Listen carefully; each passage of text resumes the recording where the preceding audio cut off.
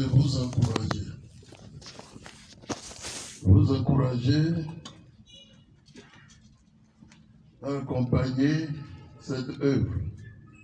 Cette œuvre qui vient du cœur d'un jeune prêtre, encore étudiant à Rome, en Italie en tout cas. Et ce jeune prêtre, c'est lui qui est avec vous, Rodrigue.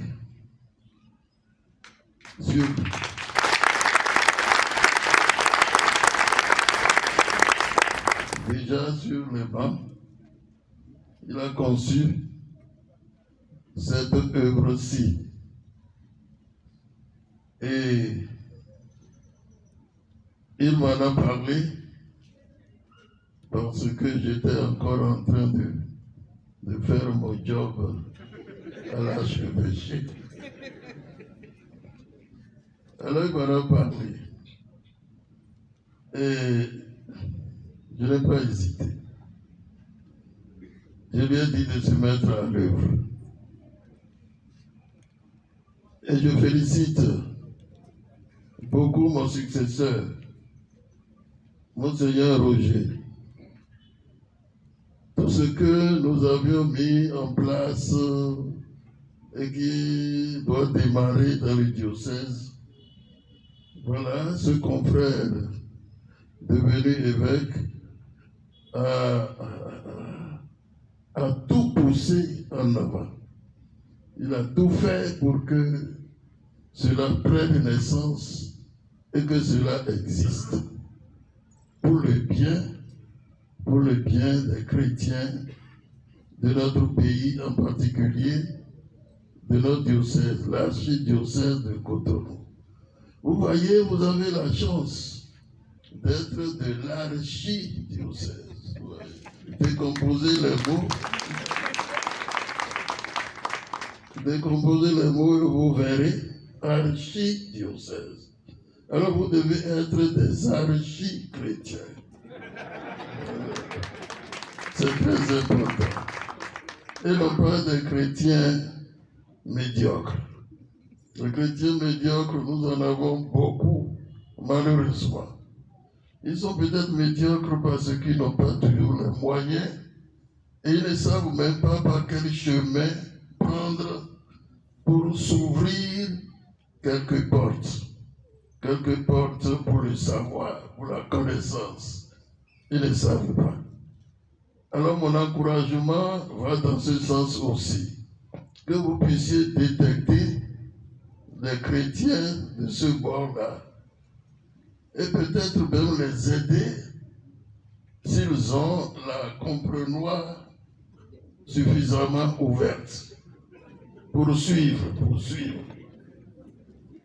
Il ne s'agit pas d'amener ici des accoudoirs, des gens qui ne pourront pas suivre, mais s'il y en a vraiment qui peuvent vous suivre, je vous encourage de les encourager et peut-être même de les aider parce que tout le monde n'a pas l'argent en poche.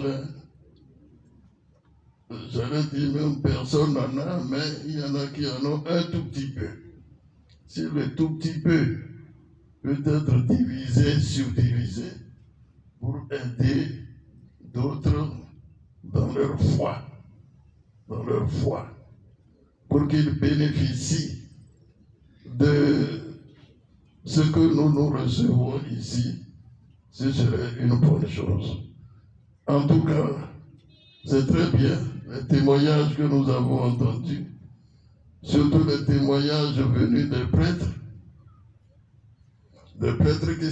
qui se voient aidés, confortés, appuyés par leurs propres fidèles, tout simplement parce que ces fidèles-là viennent ici acquérir, recevoir et mettre en œuvre, mettre dans la circulation. On ne connaît pas pour garder, on connaît pour donner. Et plus on donne sa connaissance, plus la connaissance augmente en nous. C'est les professeurs, les enseignants savent ça. Si tu as tous les diplômes et que tu ne les enseignes pas, tu n'enseignes pas le contenu de ces diplômes, eh bien tu vas régresser. Mais si jamais tu te mets à enseigner, tu vas t'étonner toi-même de te retrouver parmi les grands savants. Parce que ta connaissance augmente. L'esprit n'a pas de dimension. Et la connaissance fait partie de ce dont l'esprit est capable. Et plus nous demandons à l'esprit, notre esprit humain, plus justement cet esprit humain se développe, s'enfle et reçoit davantage. Alors, je crois que ce que je dis là, soulignez ça. Soulignez ça parce que c'est ça qui manque à nos fidèles de l'Église, j'allais dire de l'Église catholique, mais de tout ce qu'on appelle l'Église dans le pays. C'est ça qui nous manque. C'est-à-dire demander plus à notre esprit. Pour que l'esprit se développe davantage et soit capable de recevoir encore. Voyez, quand on était étudiants à Rome, on a des vieux, 70 ans, 75 ans, mais qui viennent suivre les cours avec nous. Avec nous. Si c'est chez nous les Noirs, on dira, oh, j'ai honte d'aller me mettre parmi ces jeunes-là. Il n'y a pas de honte.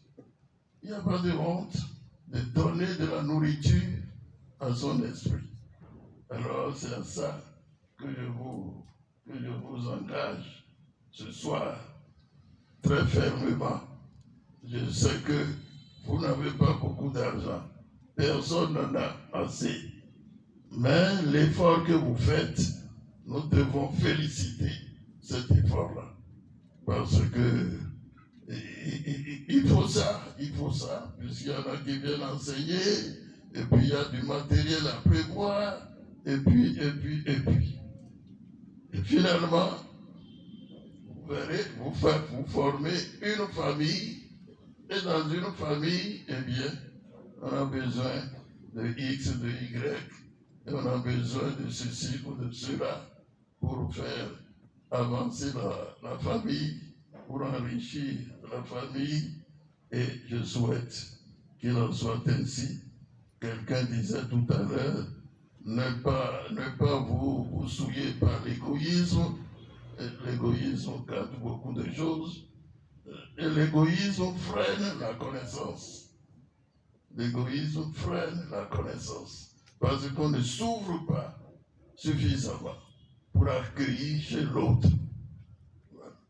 Alors, on devient pauvre. Alors, ouvrez-vous davantage et puis soyez prêts à satisfaire vos différents maîtres. Comme nous en avons vu tout à l'heure la démonstration. Je vous remercie.